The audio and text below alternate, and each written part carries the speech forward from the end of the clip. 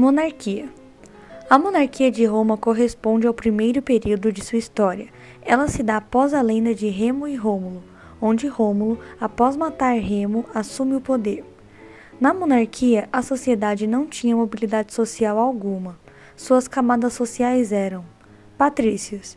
Estes estavam no topo da sociedade apenas abaixo do rei, porém ainda tinham muito poder de influência nas decisões através do Senado. Seu poder era representado em forma de terras, já que o solo em Roma era fértil. Plebeus. Eram todos que não tinham grandes propriedades. Eram comerciantes, artesãos, camponeses e pequenos proprietários. Clientes. Estes eram os parentes mais pobres dos patrícios. Como também parentes de segundo grau, eles executavam a função de proteção dos patrícios. Escravos. Eram conquistas de guerra e devedores. Podiam ser agricultores, administradores, professores, gladiadores, dentre outras coisas. Os 7 reis. Durante o período da monarquia, Roma teve 7 reis, entre eles Rômulo, reis sabinos, latinos e etruscos. O último rei de Roma foi Tarquínio, o soberbo, que por tomar medidas que beneficiassem os plebeus, irritou os patrícios, o Senado, e foi acusado de traição e expulso de Roma. Assim se deu o fim da monarquia. República. A República é marcada pelo Senado, pois neste período o Senado assumiu o maior poder da sociedade, que agora era comandada pelos senadores e magistrados. O Senado era responsável por administrar as cidades conquistadas e chegou a ter 300 membros. Magistrados. Em Roma, o magistrado tinha que ser cidadão e também ter uma renda equivalente ao cargo ocupado, o que fazia com que apenas os patrícios fossem magistrados e pudessem participar das decisões políticas. Isso fez com que cada vez mais os patrícios tomassem decisões que os beneficiassem e prejudicassem os plebeus. No magistrado tinham alguns cargos, entre eles, cônsules.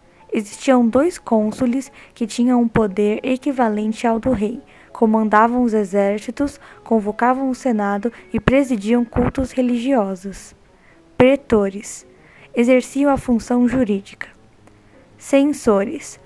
Contavam e classificavam as pessoas de acordo com a renda. Questores.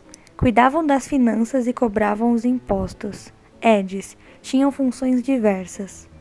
As assembleias em Roma eram de grande valor, pois nelas eram decididas todas as questões políticas.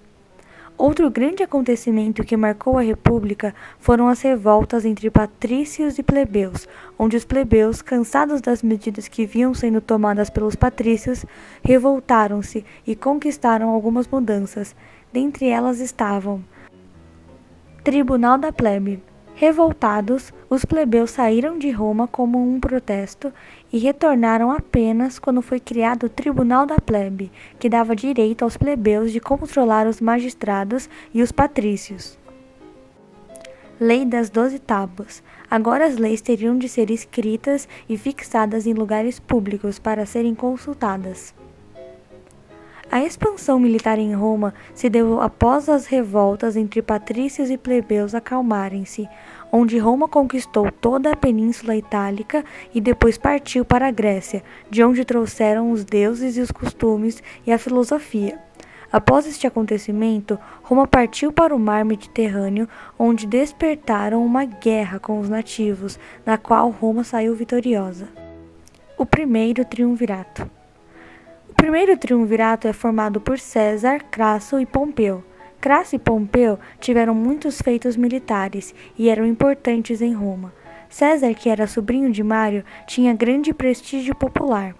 Crasso morre, Pompeu e César disputam o poder, onde Pompeu foge, então César o persegue e o mata no Oriente. Agora César torna-se o ditador vitalício de Roma. Em seu período no poder, César irrita os patrícios, pois estende os direitos políticos aos habitantes dos territórios conquistados. Ele também reorganiza as finanças de Roma, acabando com a corrupção.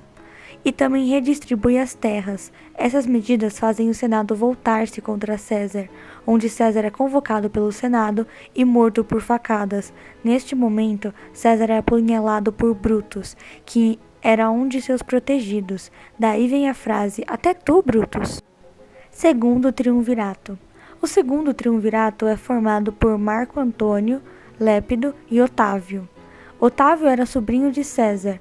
Lépido é afastado do poder. Otávio vira-se contra Marco Antônio, onde Marco Antônio segue para o Egito, onde alia-se a Cleópatra. Marco Antônio, prestes a perder para Otávio, se mata, e Cleópatra, sentindo-se culpada, se mata com 49 picadas de cobra. E neste momento inicia-se oficialmente o Império Romano, onde Otávio é o primeiro imperador de Roma. Império.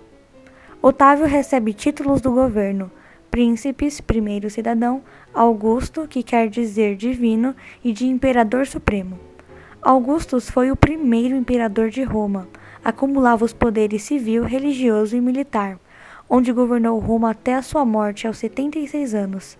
A política do pão e circo foi criada por Otávio e muito popular no Império, onde foram construídas várias arenas que hoje são os Coliseus, onde aconteciam várias atrações para a plebe que tinham o intuito de distrair a população para evitar revoltas. Roma se divide em Alto e Baixo Império. No Alto Império havia estabilidade e paz, enquanto no Baixo Império havia lutas pelo poder, disputas internas e a desintegração do Império. Alguns governos que vale ressaltar do período do Império foram o Diocleciano, que instituiu o sistema político de 4 governos, o Tetrarquia, e dividiu Roma em 2, ocidental e oriental, com 2 capitais, Roma e Constantinopla. Depois veio Constantino, que legalizou o cristianismo. E depois de Constantino, Teodósio, que tornou o cristianismo a religião oficial em Roma.